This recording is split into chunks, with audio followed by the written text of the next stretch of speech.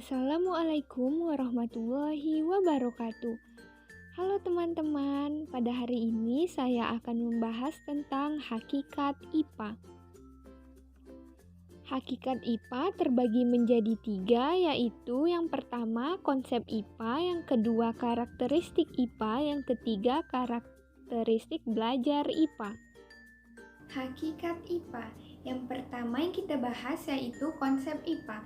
Istilah ilmu pengetahuan alam atau IPA dikenal juga dengan istilah sains. Kata sains ini berasal dari bahasa Latin yaitu scientia yang berarti saya tahu. Dalam bahasa Inggris, kata sains berasal dari kata science yang berarti pengetahuan. Ilmu pengetahuan alam atau ilmu alamiah ini adalah ilmu yang mempelajari tentang makhluk hidup dan semua proses kehidupannya. Kemudian, sains berkembang menjadi social science atau yang biasa disebut dengan IPS dan natural science atau biasa disebut dengan IPA. Natural science dalam bahasa Indonesia dikenal dengan ilmu pengetahuan alam. Natural science adalah ilmu yang mempelajari segala gejala alam hayati maupun non-hayati atau fisik. Kalau social science adalah ilmu-ilmu kemasyarakatan yang mempelajari sikap dan tingkah laku manusia di dalam kelompok, dan ada satu lagi yaitu ilmu pengetahuan humaniora. Karena ilmu ini mempelajari perwujudan spiritual dari kehidupan bersama manusia. Namun kali ini kita akan membahas mengenai IPA atau natural science itu. Dalam Kamus Fowler 1951, natural science didefinisikan sebagai systematic and formulaic knowledge dealing with material phenomena mainly on observation and induction, yang artinya bahwa ilmu pengetahuan alam didefinisikan sebagai pengetahuan yang sistematis dan disusun dengan menghubungkan gejala-gejala alam yang bersifat kebendaan dan didasarkan pada hasil pengamatan dan induksi. Penalaran secara induksi dan deduksi. Yang pertama yang akan saya bahas yaitu penalaran deduksi. Penalaran deduksi adalah menarik kesimpulan berdasarkan pada pendapat umum atau teori hukum. Jadi, merupakan penalaran formal dengan interpolasi pendapat. Jadi, deduksi ini adalah suatu metode berpikir yang menerapkan hal-hal umum terlebih dahulu untuk seterusnya dihubungkan dalam bagian-bagian yang khusus, umum ke khusus. Contohnya seperti mahasiswa semester 2 wajib mengikuti mata kuliah pendidikan IPS SD. Saya ambil salah satu nama mahasiswa yaitu Kenny. Kenny adalah salah satu mahasiswa semester 2. Jadi kesimpulannya adalah Kenny wajib mengikuti mata kuliah pendidikan IPA. Penalaran induksi. Kemudian untuk induksi yang berpangkal pada sejumlah fakta empiris untuk menyusun suatu fakta atau kaidah umum. Induksi berlangsung dengan ekstrapolasi, pendapat kebalikannya dari deduksi tadi. Dalam penalaran induktif, ini kesimpulan yang dapat ditarik dari sekumpulan fakta, peristiwa, atau pernyataan yang bersifat umum. Contohnya seperti bukti pertama adalah logam 1 apabila dipanaskan akan memuai. Kemudian bukti kedua, logam 2 apabila dipanaskan akan memuai.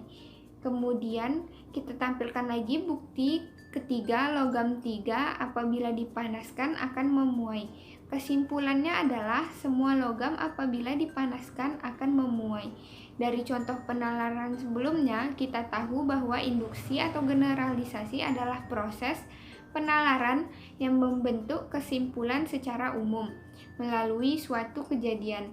Jadi, dapat disimpulkan bahwa generalisasi adalah pokok dalam induksi dan tanpa generalisasi, pengalaman akan tinggal tumpukan-tumpukan fakta yang lepas-lepas dan tidak akan ada evaluasi dari pengalaman. Pertanyaan klasik yang muncul apabila kita akan membahas mengenai sains adalah apakah sains itu? Jadi di sini selain sebagai ilmu pengetahuan alam, meliputi ada fisika, kimia, dan biologi. Contoh dari keterpaduan antara fisika, kimia, dan biologi dalam kehidupan sehari-hari. Yang pertama, fisika. Contohnya, ketika kita memeras jeruk nipis menggunakan alat pemeras jeruk nipis. Alat pemeras jeruk nipis ini merupakan contoh aplikasi dari pesawat sederhana atau seperti ketika kita memotong kuku dan menggunting. Yang kedua yaitu kimia, ketika air perasan jeruk nipis tersebut tercampur dengan airnya. Ini sudah terjadi campuran lain. Hal ini terkait dengan kimia. Yang ketiga yaitu biologi. Pada saat kita meminum air jeruk nipis tersebut, maka telah terjadi proses pencernaan di dalam tubuh kita. Nah, ini membuktikan bahwa fisika, kimia, dan biologi ini dalam kehidupan sehari-hari penerapannya adalah saling terpadu. Selanjutnya, kita akan membahas tentang karakteristik IPA. Karakteristik IPA. IPA adalah disiplin ilmu yang memiliki ciri sebagaimana disiplin ilmu lainnya. Setiap disiplin ilmu selain mempunyai ciri umum juga mempunyai ciri khusus atau karakteristik. Yang A, ciri umum dari suatu ilmu pengetahuan merupakan himpunan fakta serta aturan yang menyatakan hubungan antara satu dengan yang lainnya. Fakta-fakta tersebut disusun secara sistematis serta dinyatakan dengan bahasa yang tepat dan pasti, sehingga mudah dicari kembali dan dimengerti untuk komunikasi. B. Ciri-ciri khusus tersebut dipaparkan sebagai berikut. A. IPA mempunyai nilai ilmiah. Artinya, kebenaran dalam 4 dapat dibuktikan lagi oleh semua orang dengan menggunakan metode ilmiah dan prosedur seperti yang dilakukan terlebih dahulu oleh penemunya. Contohnya, perubahan kimia pada lilin yang dibakar. Akar ini artinya benda yang mengalami perubahan kimia mengakibatkan benda hasil perubahan sudah tidak dapat kembali ke sifat benda sebelumnya. Sifat benda sebelumnya mengalami perubahan atau tidak dapat dikembalikan ke sifat semula. Karakteristik IPA. Yang B merupakan suatu kumpulan pengetahuan yang tersusun secara sistematis dan dalam penggunaannya secara umum terbatas pada gejala-gejala alam. Yang C yaitu IPA merupakan suatu rangkaian konsep yang saling berkaitan. Teori IPA diperoleh atau disusun dengan cara yang khas atau khusus, yaitu dengan melakukan observasi dan kembali ke eksperimentasi, penyimpulan, penyusunan, teori, dan kembali lagi ke eksperimentasi, observasi, dan demikian seterusnya. Mengait antara cara yang satu dengan cara yang lain. Yang D, IPA merupakan suatu rangkaian konsep yang saling berkaitan dengan bagan-bagan konsep yang telah berkembang sebagai suatu hasil eksperimen dan observasi yang bermanfaat untuk eksperimentasi dan observasi lebih lanjut. Depdiknas 2006. Yang E, IPA meliputi 4 unsur, yaitu produk, proses, aplikasi, dan sikap.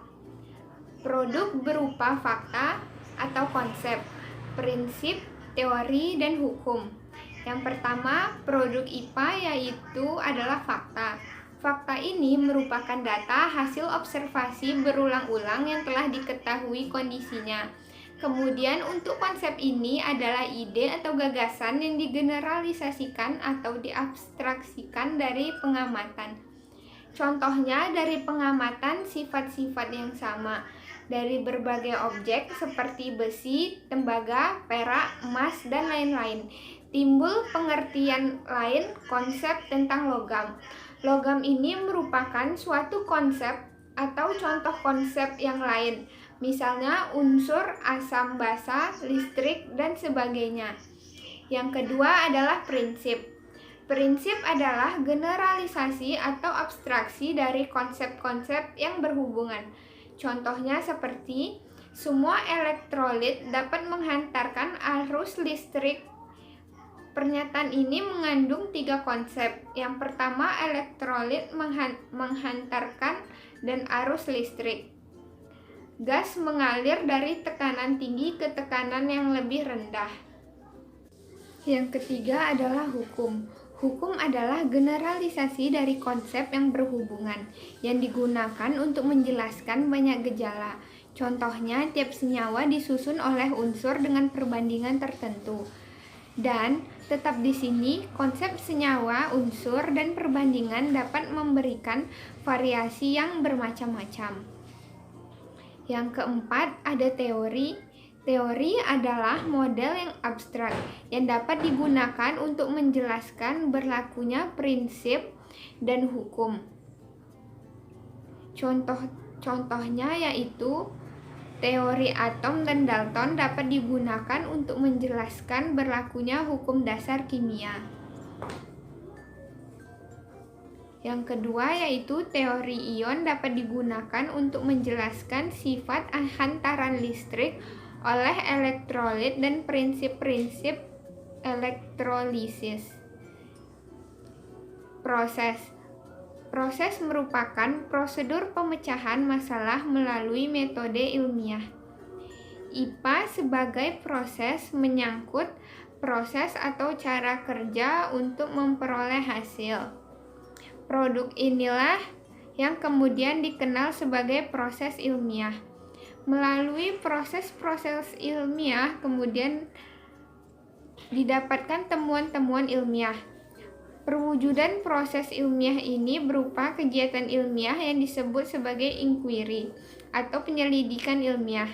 Sejumlah proses IPA yang dikembangkan para ilmuwan dalam mencari pengetahuan dan kebenaran ilmiah itulah yang kemudian disebut sebagai keterampilan proses IPA. Objektif terhadap fakta, artinya menyatakan bahwa segala sesuatu yang tidak bercampur dengan perasaan senang atau tidak senang.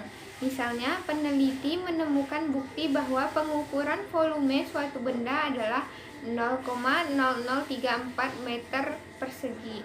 Maka harus dikatakan juga 0,0034 meter persegi per detik. Kemudian yang berikutnya, tidak terburu-buru mengambil kesimpulan jika tidak ada cukup data yang mendukung kesimpulan tersebut. Misalnya ketika seseorang ilmuwan menemukan hasil pengamatan bahwa ada burung yang memiliki paruh yang panjang dan meruncing, maka dia tidak segera mengatakan bahwa semua burung memiliki paruh yang panjang dan runcing sebelum data tersebut cukup kuat untuk mendukung kesimpulan selanjutnya. Karakteristik belajar IPA. Karakteristik belajar IPA. Uraian karakteristik belajar IPA dapat diuraikan sebagai berikut. Yang pertama, proses belajar IPA melibatkan hampir semua alat indera, seluruh proses berpikir dan berbagai macam gerak otot.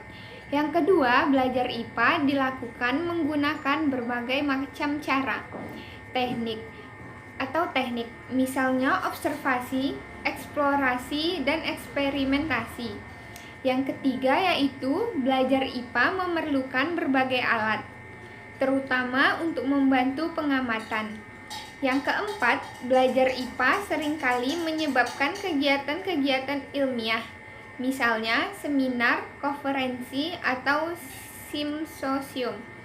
Studi kepustakaan, mengunjungi suatu objek penyusunan, hipotesis, dan yang lainnya. Yang kelima, belajar IPA merupakan proses aktif. Belajar IPA merupakan sesuatu yang harus siswa lakukan, bukan sesuatu yang dilakukan untuk siswa.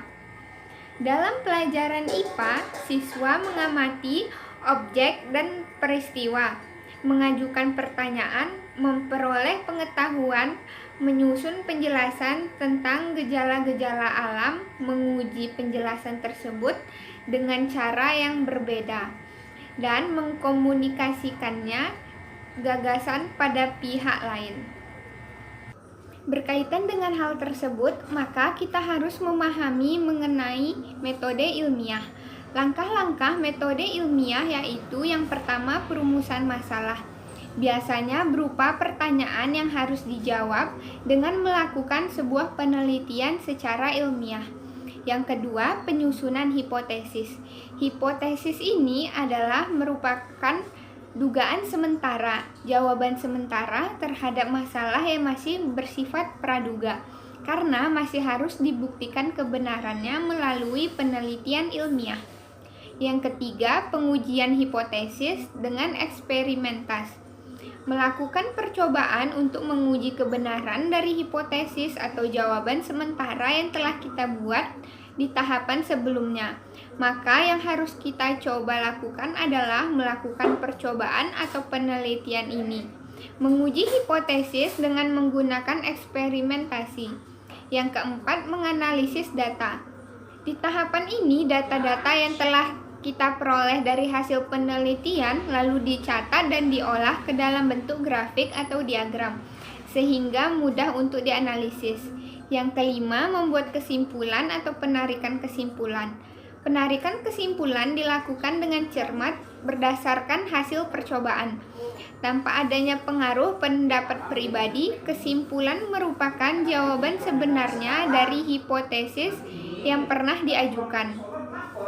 Yang keenam, mengkomunikasikan atau mempublikasikan hasil penelitian kepada orang lain dalam bentuk laporan tertulis atau melalui forum diskusi dan seminar.